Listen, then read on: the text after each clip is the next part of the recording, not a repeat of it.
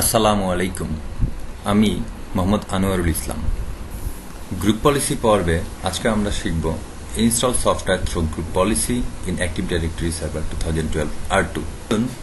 তাহলে আজকে আমরা এই ভিডিও থেকে জানি গ্রুপ পলিসি অবজেক্ট থেকে কিভাবে আমরা সফটওয়্যার ডেভেলপমেন্ট করব। সফটওয়্যার ডেভেলপমেন্ট করার জন্য প্রথমে আপনার কাছে MSI ফরম্যাটের একটি সফটওয়্যার থাকতে হবে এবং MSI ফরম্যাটের সেই সফটওয়্যারটি সার্ভারের একটি ফোল্ডারে শেয়ার করে রাখতে হবে। তো চলুন সার্ভারে গিয়ে আমরা পলিসিটি অ্যাপ্লাই করে দেখি। এই হচ্ছে আমার active directory Windows server 2012 R2। এখানে আমি একটি MSI নামে ফোল্ডার রেখেছি এবং এই ফোল্ডারটি আগে থেকেই শেয়ার করে রেখেছি। এই ফোল্ডারের মধ্যে MSI ফরম্যাট অ্যাডোব রিডারের একটি সফটওয়্যার রেখেছি।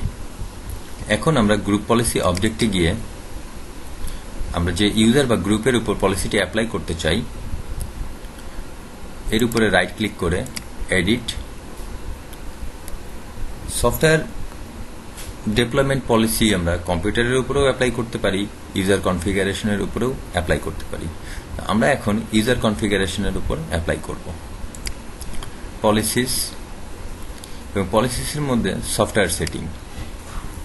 আচ্ছা, এখানে সফটওয়্যার ইনস্টলেশন নামে একটি অপশন আছে। এখানে রাইট ক্লিক করে নিউ প্যাকেজেস। নর্মালি আমরা একটা জিনিস ভুল করে থাকি যে এইখানে যে পাথটা থাকে সে পাথটি সি ড্রাইভের থাকে। তা আমরা অবশ্যই এইখানে আমার নেটওয়ার্ক পাথটা উল্লেখ করে দেব। এই যে এইখানে দেখুন আমার নেটওয়ার্ক পাথটি উল্লেখ করা হয়েছে। এইখানে তিনটি অপশন এসছে, পাবলিশড, অ্যাসাইনড এন্ড অ্যাডভান্স। যদি আমি এই অপশনে টিক দিয়ে রাখি তাহলে ইউজার লগ ইন করার সাথে সাথে তার কম্পিউটারের সফটওয়্যারটি ইনস্টল অবস্থায় পাবে। অ্যাসাইন করে রাখলে ইউজার যদি চায় যে সফটওয়্যারটি তার প্রয়োজন তাহলেই সে ইনস্টল করে নেবে। আর অ্যাডভান্স মোডে কিছু অ্যাডভান্স অপশন আছে। আমরা অ্যাসাইন করে রাখি। এই যে আমার ব্যাস হয়ে গেছে। এখন পলিসিটি আপডেট করে নেই।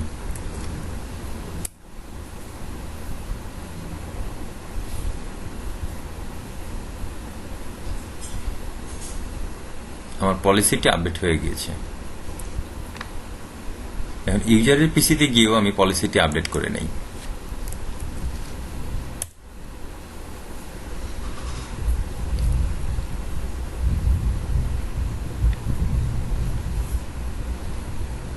গুড, পলিসিটি আপডেট হয়ে গেছে।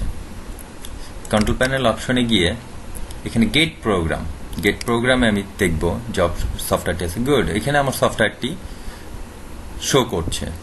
ইউজার চাইলে এটি ইনস্টল করে নিতে পারে। আমি সফটওয়্যারটি ইনস্টল করে দেখি কাজ করছে কি না।